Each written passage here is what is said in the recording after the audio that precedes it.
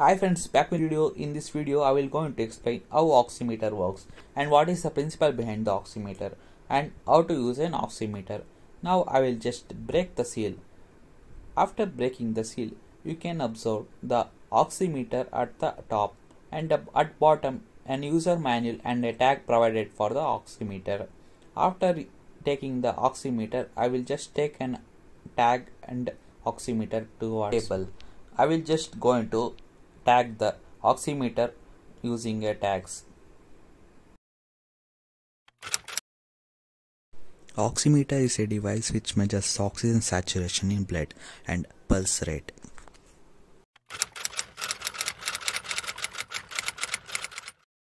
Now you want to just power on the oximeter. After power on, it will show finger out. Now you want to place your finger in the oximeter. It will take about 10 seconds to show a value. After 30 seconds it will show exact value. You should not remove your hand before that. It is showing that 99 is oxygen rate and 74 is the pulse rate, going to fluctuate about 30 seconds.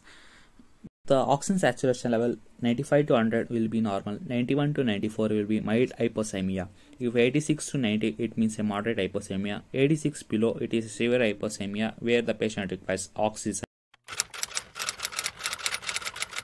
Now I will going to explain the principle of oximeter. Oximeter consists of two sources. One is infrared light and red light. It consists of a photodetector. When you place your finger in the oximeter, the source emits a light which oxygenated blood absorbs the light. The unabsorbed light will release towards the photodetector, which measures the oxygen saturation level in your blood. I will simply brief the features of oximeter.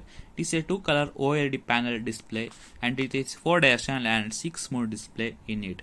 And we can set the oxygen saturation alarm in it.